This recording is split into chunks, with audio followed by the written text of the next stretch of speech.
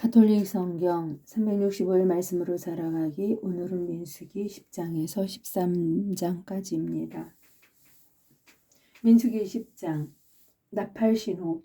주님께서 모세에게 이르셨다. 너는 은 나팔을 2개 만들어라.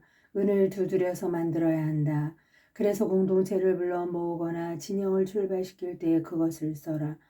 2개를 같이 불면은 온 공동체가 만남의 천막 어기로 너에게 모여오고, 하나만 불면 수장들 곧 이스라엘 부족의 우두머리들이 너에게 모여오게 하여라. 너희가 비상나팔을 불면 동쪽에 진을 친 진영들이 출발하고, 2번째 비상나팔을 불면 남쪽에 진을 친 진영들이 출발한다. 출발한 때마다 이렇게 비상나팔을 불지 않는다. 불게 하여라. 집회를 소집할 때에는 그냥 나팔을 불고 비상나팔을 불지 않는다. 사제들인 아론의 자손들만 나팔을 불 수 있다. 이것은 너희가 대대로 지켜야 할 영원한 규정이다. 너희 땅에서 너희에게 맞서는 적과 싸우러 나갈 때에는 비상나팔을 불어라. 그러면 주 너희 하느님이 너희를 기억하여 너희 원수들에게서 너희를 구해줄 것이다. 또 너희의 잔칫날과 축일과 매달 초하룻날에 너희는 번제물과 친교제물을 올리면서 나팔을 불어라. 그러면 너희 하느님이 너희를 기억할 것이다. 나는 주 너희 하느님이다. 시나이 광야를 떠나다 둘째 달 20날에 증언판을 모신 성막에서 구름이 올라갔다. 그러자 이스라엘 자손들은 시나이 광야를 떠나 차츰차츰 자리를 옮겨갔다. 그 뒤에 구름은 파란 광야에 이르러 내려앉았다. 그들이 주님께서 모세를 통하여 내리신 분부에 따라 길을 떠난 것은 이것이 처음이다. 맨 먼저 유다 자손들의 진영이 깃발을 앞세우고 부대별로 출발하였는데, 전 부대의 책임자는 암미나답의 아들 나아손이었다. 이사카르 자손 지파의 부대 책임자는 슈아르의 아들 느타넬이었고, 지블렌 자손 지파의 부대 책임자는 헬론의 아들 엘리압이었다. 이어서 성막을 걷자 게르손의 자손들과 무라리의 자손들이 그 성막을 메고 출발하였다. 다음에는 루벤 진영이 깃발을 앞세우고 부대별로 출발하였는데, 전 부대의 책임자는 스데우리의 아들 엘리추루였다. 시메온 자손 지파의 부대 책임자는 추리사따의 아들 슬루미엘이었고, 가드 자손 지파의 부대 책임자는 두엘의 아들 엘라삽이었다. 다음으로 성소의 직비들을 나르는 크아딘들이 출발하였다. 이들이 도착하기 전에 성막은 미리 세워놓아야 했다. 다음으로 에프라임 자손들의 진영이 깃발을 앞세우고 부대별로 출발하였는데, 전 부대의 책임자는 암미옷의 아들 엘리사마였다. 므낫세 자손 지파의 부대 책임자는 푸다추루의 아들 가물리엘이었고, 베냐민 자손 지파의 부대 책임자는 기도온의 아들 아비단이었다. 다음으로 앞에 진영들을 뒤에서 지키는 단 자손들의 진영이 깃발을 앞세우고 부대별로 출발하였는데, 전 부대의 책임자는 암미사따의 아들 아이에제르였다. 아세르 자손 지파의 부대 책임자는 오크란의 아들 파그이엘이었고, 나탈리 자손 지파의 부대 책임자는 에난의 아들 아이라였다. 이것이 이스라엘 자손들의 부대별 행진 순서였다. 그들은 이렇게 길을 떠났다. 광야의 길잡이 모세가 미디안 사람 루엘의 아들 호밥에게 청하였다. 그는 모세의 장인이었다. 이제 우리는 주님께서 우리에게 주시겠다고 말씀하신 곳으로 떠납니다. 우리와 함께 가시지요. 잘 모시겠습니다. 주님께서는 이스라엘에게 좋은 것을 약속해 주셨습니다. 호밥이 그에게 말하였다. 나는 가지 않겠네. 내 고향 내 친족들에게로 돌아가야겠네. 그러자 모세가 다시 말하였다. 우리를 버리지 마십시오. 이 광야 어디에 진을 쳐야 할지 장인께서만 알고 계시지 않습니까? 우리의 길잡이가 되어 주십시오. 우리와 함께 가시기만 하면 주님께서 우리에게 베푸시는 좋은 것은 무엇이든 장인께 베풀어 드리겠습니다. 행진의 시작. 그들은 주님의 산을 떠나 사흘길을 갔다. 그들이 쉴 곳을 찾으려고 주님의 계약의 괴가 그들 앞에 서서 사흘 길을 걸어왔다. 그들이 진영을 떠나면 주님의 구름이 낮 동안 그들 위를 덮어주었다. 괴가 떠날 때면 모세가 이렇게 말하였다. 주님 일어나소서. 당신의 원수들은 흩어지고 당신을 미워하는 자들은 당신 앞에서 도망치게 하소서. 그리고 괴가 멈춰 설 때면 이렇게 말하였다. 주님 돌아오소서. 이스라엘의 수만 군중에게로. 광야에서 백성이 불평하다. 백성이 주님의 귀에 거슬리는 불평을 하였다. 주님께서 그것을 들으시고 진노하셨다. 그러자 주님의 불이 그들을 거슬러 올라갔다. 거슬러 타올라 진영 언저리를 삼켜버렸다. 백성이 모세에게 부르짖었다. 그리하여 모세가 주님께 기도하자 불이 꺼졌다. 그래서 그곳의 이름을 타브에라라 하고 하였다. 주님의 불이 그들을 거슬러 타올랐기 때문이다. 그들 가운데 속해있던 어중이 떠중이들이 탐욕을 부리자 이스라엘 자손들까지 또다시 울며 말하였다. 누가 우리에게 고기를 먹여줄까? 우리가 이집트 땅에서 공짜로 먹던 생선이며 오이와 수박과 부추와 파와 마늘이 생각나는구나. 이제 우리 기운은 떨어지는데 보이는 것은 이 만나뿐 아무것도 없구나. 만나는 고수시아가 비슷하고 그 빛깔은 부델리움 같았다. 백성은 돌아다니며 그것을 거두어서 맷돌에 갈거나 절구에 빻아 냄비에다 구워 과자를 만들었다. 그 맛은 기름과자 맛과 같았다. 밤에 이슬이 진영 위로 내리면 만나도 함께 내리곤 하였다. 모세는 백성이 시족끼리 저마다 제 천막 어귀에 앉아 우는 소리를 들었다. 주님께서 대단히 진노하셨다. 모세에게도 그것이 언짢았다. 그래서 모세가 주님께 여쭈었다. 어찌하여 당신의 이 종을 괴롭히십니까? 어찌하여 제가 당신의 눈밖에 나서 이 온 백성을 저에게 짐으로 지우십니까? 제가 이 온 백성을 베기라도 하였습니까? 제가 그들을 낳기라도 하였습니까? 그런데 어째서 당신께서는 그들 조상들에게 맹세하신 땅으로 유모가 젖먹이를 안고 가듯 그들을 제 품에 안고 가라 하십니까? 백성은 울면서 먹을 고기를 우리에게 주시오 하지만 이 온 백성에게 줄 고기를 제가 어디서 구할 수 있겠습니까? 저 혼자서는 이 온 백성을 안고 갈 수 없습니다.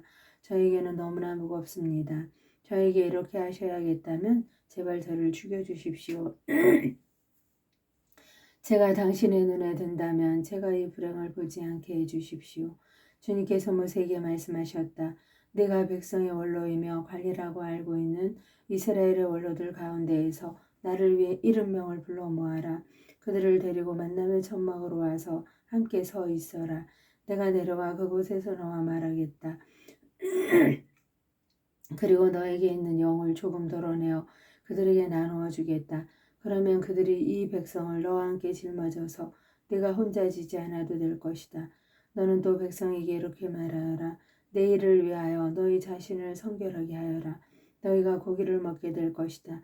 너희는 주님의 귀에다 대고 누가 우리에게 고기를 먹여줄까? 우리가 이집트에서는 참 좋았는데 하면서 울었다. 이제 주님이 너희에게 고기를 줄 터이니 너희가 먹게 될 것이다. 너희가 하루만 먹는 것이 아니다. 이틀도 아니고 닷새도 아니며 열흘도 아니고 20날도 아니다. 한 달 내내 너희 콧구멍에서 그것이 나와 구역질이 날 때까지다.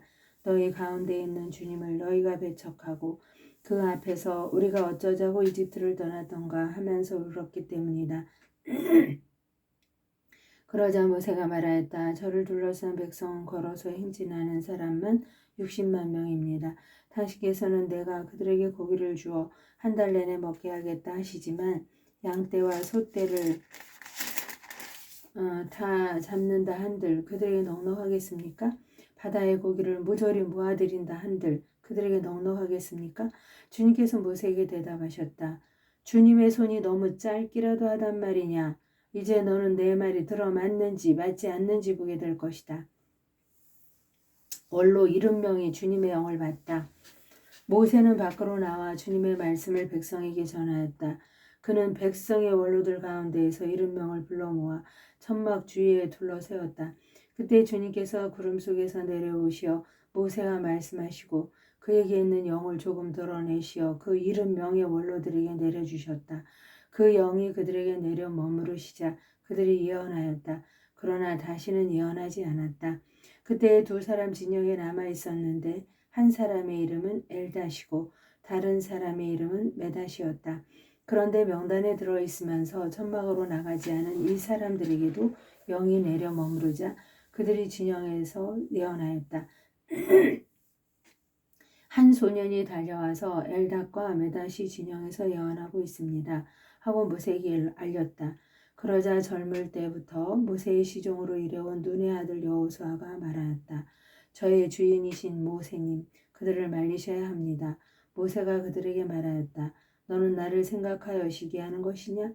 차라리 주님의 온 백성이 예언자였으면 좋겠다. 주님께서 그들에게 당신의 영을 내려주셨으면 좋겠다.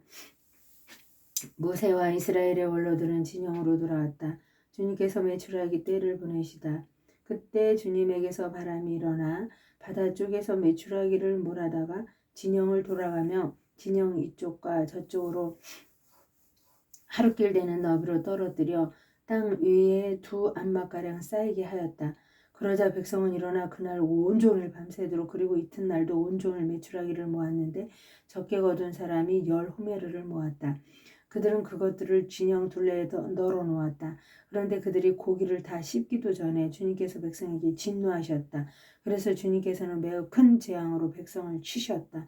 그래서 그곳 이름을 키브로 타와라고 하였다. 탐욕스러운 백성을 그곳에 묻었기 때문이다. 백성은 기브로 타와를 떠나 하체로스로 향하였다. 그들은 하체롯에 머물렀다.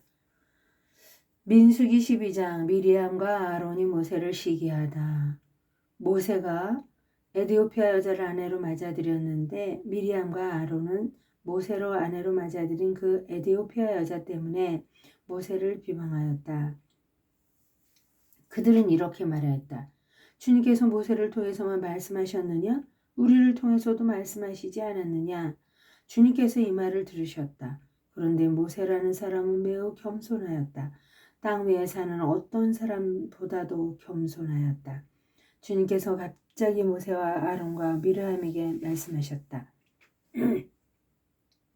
너희 셋은 만남의 천막으로 나오너라.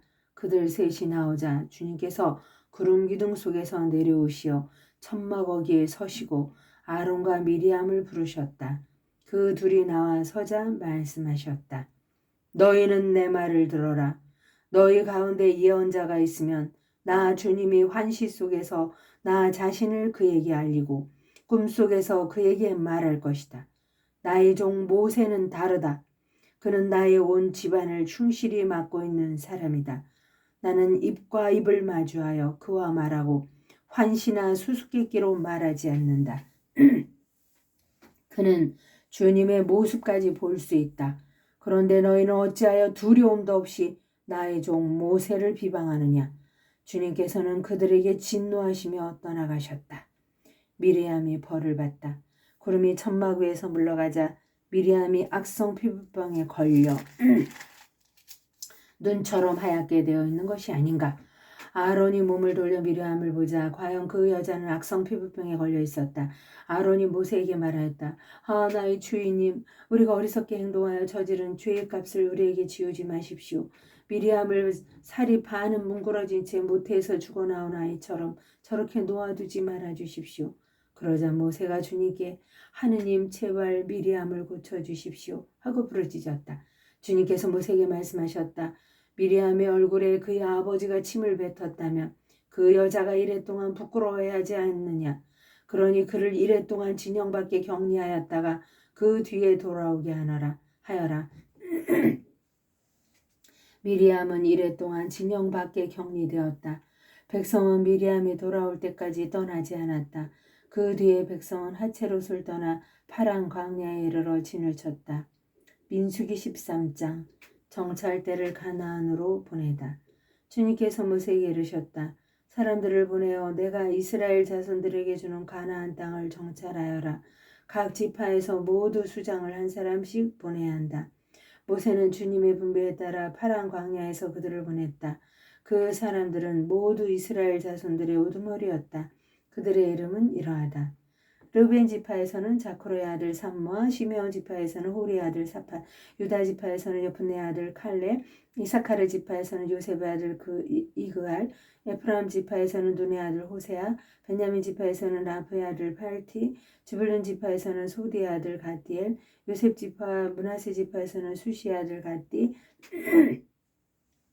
단 지파에서는 그말리아의 아들 암미엘, 아세르 지파에서는 미가엘의 아들 수둘, 라탈리 지파에서는 옵시의 아들 라합이, 가드 지파에서는 마키의 아들 구엘이었다. 이것이 모세가 그 땅을 정찰하라고 보낸 사람들의 이름이다. 모세는 눈의 아들 여호수아에게 여호수아라는 이름을 주었다. 호세아에게 여호수아라는 이름을 주었다. 모세는 가나안 땅을 정찰하라고 그들을 보내면서 말하였다.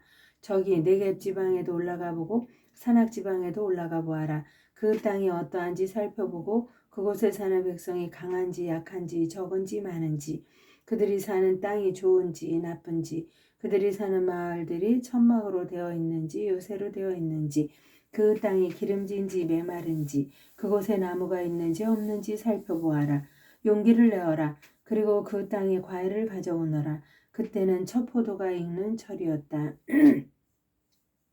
그들이 올라가서 친 광야에서 하마더기 르홉까지 그 땅을 정찰하였다. 그들은 네겝으로 올라가 헤브론에 이르렀다. 거기에는 아낙의 후손인 아히만 세사의 달마이가 살고 있었다. 헤브론은 이집트의 초원보다 7년 먼저 세워졌다. 그들은 에스콜 골짜기에 이르러 포도송이 하나가 달린 가지를 잘라 두 사람이 막대기에 끼워 둘러매었다. 석류와 무화과도 땄다. 이스라엘 자손들이 그곳에서 자란 포도송이 때문에 그곳을 에스콜 골짜기라고 하였다. 정찰 때에 보고 그들은 40일 만에 그 땅을 정찰하고 돌아왔다. 그들은 파란 광야 카데스로 모세와 아론과 이스라엘 자손들의 온 공동체에게 왔다. 그들은 모세와 아론과 온 공동체에게 그 땅의 과일을 보여주면서 보고하였다. 그들은 모세에게 이렇게 이야기하였다. 우리를 보내신 그 땅으로 가보았습니다. 과연 젖과 꿀이 흐르는 곳이었습니다. 이곳이 그곳 과일입니다. 그러나 그 땅에 사는 백성은 힘세고 성읍들은 거창한 성체로 되어 있습니다. 더군다나 우리는 그곳에서 아낙의 후손들도 보았습니다.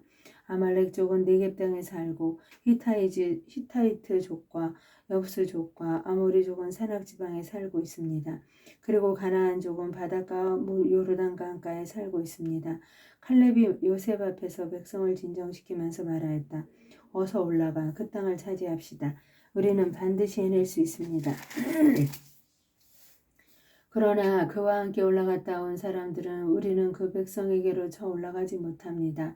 그들은 우리보다 강합니다. 하면서 이스라엘 자손들에게 자기들이 정찰한 땅에 대하여 나쁜 소문을 퍼뜨렸다. 우리가 가로지르며 정찰한 그 땅은 주민들을 삼켜버리는 땅이다. 그리고 우리가 그 땅에서 본 백성은 모두 키 큰 사람뿐이다. 우리는 또 그곳에서 나필족을 보았다. 아낙의 자손들은 바로 이 나필족에서 나온 것이다. 우리 눈에도 우리 자신이 메뚜기 같지만 그들의 눈에도 그랬을 것이다. 하느님의 영광을 위하여 성모님과 함께 감사하며 봉헌합니다. 들으시면서 마음에 와닿는 구절을 적어보시기 바랍니다.